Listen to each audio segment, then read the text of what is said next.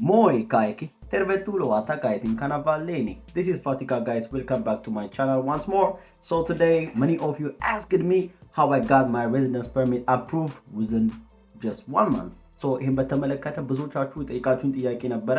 አፕሊኬሽን አፕላይ ካደረኩበት ጀምሮ አድሚሽን ሴኩር አድርጌ ከዛ ደግሞ አርፒ አፕሩቭ ተደርጎልኝ እንዴት ወደ ፊንላንድ በዚህ በ3 ወር ውስጥ መጣው የሚለውን አስረዳችኋለሁ ማለት ነው። ከዛ በፊት ግን ሰብስክራይብ ማድረጋችሁ እንዳትረሱ። ቀጥታ let's get to the video.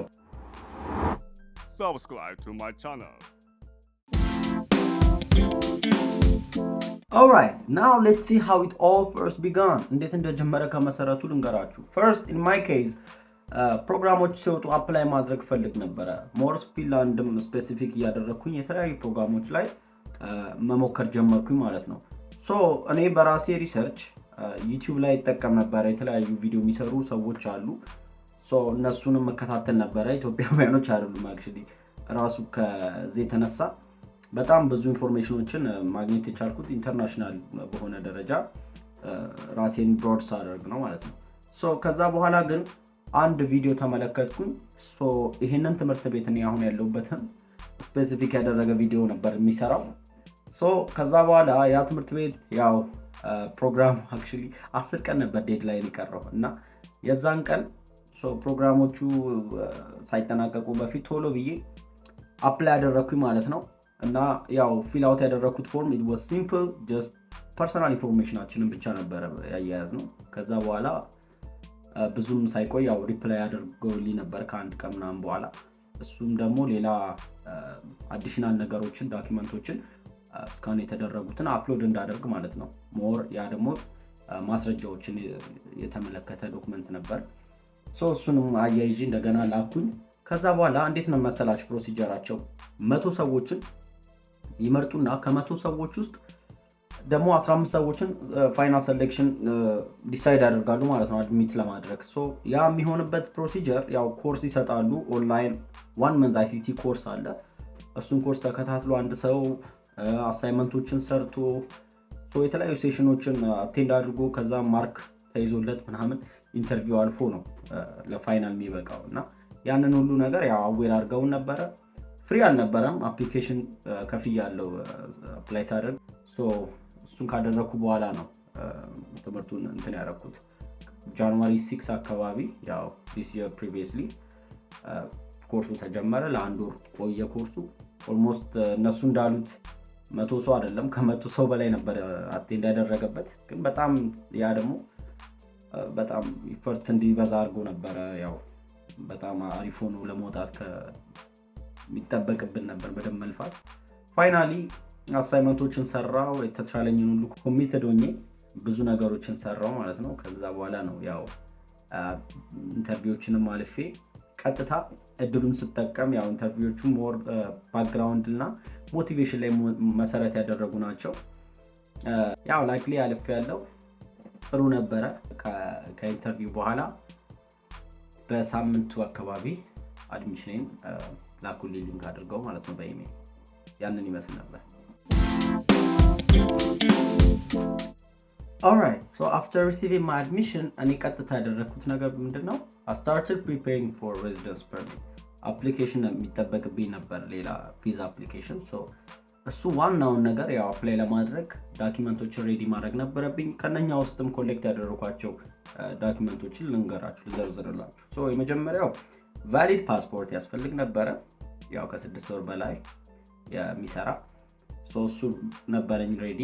ሶ መጀመሪያ ያዘጋጁት እሱ ነበረ።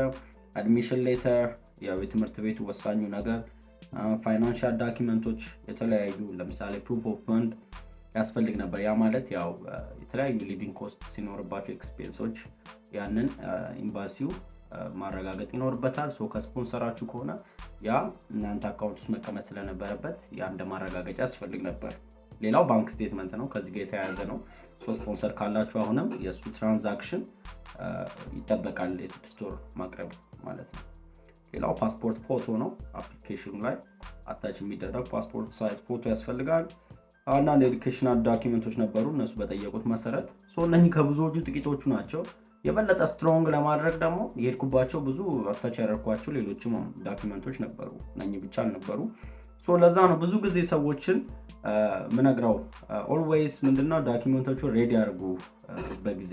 ምክንያቱም እኔ እንደቀለለኝ ያው ማረጋገጫ ሆናለሁ ያስባለሁ በአንድ ወር ውስጥ ቀድሜንን በማዘጋጀቴ ሬዲ ሆኜ አፕላይ አደረኩኝ። ሶ መጠበቅ ብቻ ሆነ ማለት ነው ስራዬ ዲሲዥኑ። ኦኬ ናው እዚህ ጋር እኔ ማሳወቅ የምፈልገው ነገር I did not use any agent ምንም አይነት ኤጀንት አልተጠቀምኩም ነበረ ቪዛ አፕላይ ሳደርግ። just directly Migri Inter Finland የሚባል ፖርታል አለ ያው የፊንላንድ ኢሚግሬሽን ሰርቪስ። ሶ እሱ የራሱ ዌብሳይት አለ። እዛ ላይ ከገባችሁ በኋላ ኦንላይን አፕላይ ማድረግ የምትፈልጉ ከሆነ ያስመርጣችኋል ማለት ነው። አካውንት ክሬት ከማድረግ አንስቶ ቹዝ ታደርጋላችሁ። ያው ሬዚደንስ ፐርሚት ፎር ስተዲስ የሚል አለ ፎር ወርክ ፋሚሊ ብዙ አይነት ኦፕሽኖች አሉ። ተማሪ ከሆናችሁ መመሪያውን እየተከተላችሁ እንደ ተማሪ እዛ ጋር ምን ያስፈልጋል ምን ማሟላት ይኖርባችኋል የሚለውንም ያስቀምጣሉ። ሶ እሱን ታስገባላችሁ። ከዛ በኋላ የተለያዩ 5 አይነት ፔጆች አሉ እኔ እንደገጠመኝ። ሶ እዛ ላይ ደግሞ የተለያዩ አይነት ሴክሽኖች አሉ። ዶክመንት አፕሎድ የምታደርጉባቸው፣ በጽሁፍ የምታስገቧቸው፣ ፐርሰናል ኢንፎርሜሽናችሁን ፊል አውት የምታደርጉበት ማለት ነው። ሶ እነኚህን ሁሉ ነገሮች ካለፉ በኋላ ምንም አልቸኮልኩም አክቹሊ ያው ዶክመንቶቹ እጄ ላይ ስለነበሩ ኦልሬዲ እነሱ ከአንድ ወር በላይ እንድትዘገዩ አይፈልጉም አክሴፕታንስ ሌተራችሁ ካገኛችሁ በኋላ። ሶ ያንን ነገር ጠብቄያለሁ ብዬ አስባለሁ። ምክንያቱም ኦልሬዲ እኔ ዶክመንቶቹ እጄ ላይ ስለነበሩ ጊዜ ወስጄ I didn't rush just carefully ፊል ማድረግ ጀመርኩኝ ማለት ነው። ከዛ በኋላ ያው ፋይናሊ ያስመርጣችኋል ኤምባሲ ነው ወይስ VFS። አሁን ምንድነው ቪዛ ፋሲሊቴሽን ሰርቪስ የሚባል አለ VFS። ያ ምንድነው አዲስ አበባ ላይ አሁን ከ3 ዓመት በፊት አክቹሊ ይመስለኛል ጠይቄያለሁ። እንደዛ ነው የተጀመረው። ድሮ ኤምባሲ ነበር ቀጥታ የሚኬደው እዛው ነው ኢንተርቪው አቴንድ የምታደርጉት ምናምን ሰምቲንግ። ግን አሁን እዚህ ላይ በጣም ብዙ መካከለኛ ሆኖ ከኤምባሲና ከአፕሊካንቱ መሃል ሆኖ VFS ስለሚሰራ በጣም ቀላል አድርጎታል። ብዙ አውሮፓ ሀገራቶችንም አንድ ላይ ሰርቪስ የሚሰጥ ነው ቪዛ ላይ ማለት ነው። ሶ ያ እኔም እዛ ነበር የሄድኩት። አፖይንትመንቱን ቀጥታ አሻራ ሰጠው ጀስት ኢንተርቪው እዛ አደረኩኝ። ከዛ በኋላ ያው ውጤቱን መጠበቅ ብቻ ነው። ኦሪጂናል ዶክመንቶቹንም እዛ ነበር ቀጥታ ይዤ ሄድኩት። ሶ እሱንም ሁሉንም ከተቀበሉኝ በኋላ ነው ክፍያም መክፈል ነበረብኝ መጀመሪያ ላይ። እሱንም ከፍያለሁ ማለት ነው። ያው የአፕሊኬሽን ያስከፍላሉ። እኔ ኤቭሪቲንግ ከጨረስኩኝ በኋላ ያው ዌይቲንግ ታይም ነበረ። እሱ ደግሞ ጀስት 3 ቀን ራሱ እንደ 3 ዓመት ሁሉ ሆኖብኝ ነበር። ቢካዝ ኢንተርናሽናል ግሩፕ ነበር አንድ ቴሌግራም ላይ እሱን ተቀላቅዬ እየጠበቅኩኝ ነበረ። እንደኔ ብዙ ቪዛ አፕሊኬሽን ስታተሳቸው ቼክ የሚያደርጉ ሰዎች ነበሩ። እዛ ውስጥ የተለያየ ዓለም ላይ ያሉ ሰዎች ወደ ፊንላንድ ሪሎኬት ለማድረግ ያው ሼር ያደርጋሉ አይዲያቸውን የኢሚግሬሽን ጉዳይ ምናምን። ሶ በዛ አጋጣሚ የተለያየ ሚግሪ የሚልክላቸውን ስታተስ ያመጡና በቃ እዛ ጋር ያስጨንቁን ነበር። አንዳንዶቹ ይመጣል በቃ አሁን ላይ ለስተዲ አፕላይ የሚያደርጉ ሰዎች በጣም ብዙ መጠበቅ አለባቸው፣ እኔ በ9 ወሬ ነው አትጠይቁ መቼ ይደርሳል እያላችሁ በቃ በጣም ብዙ የሚያስፈሩ ነገሮችን ሲያወሩ ያው ይረብሽ ነበረ። ቢኮዝ ከአንድ ዓመት በኋላ ራሱ ዲሲዥን ቢመጣ ምንም አይጠቅም።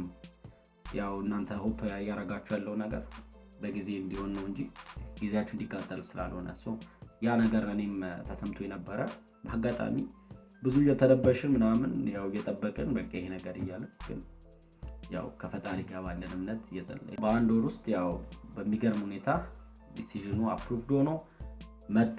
I was so happy። እንደገና ቤተሰብም አሳወኩኝ በጣም ደስተኛ ሆኑ እነሱም። ያው finally the effort I put paid off. Guys, thank you so much and just comment below if you want me to make another video more about these things.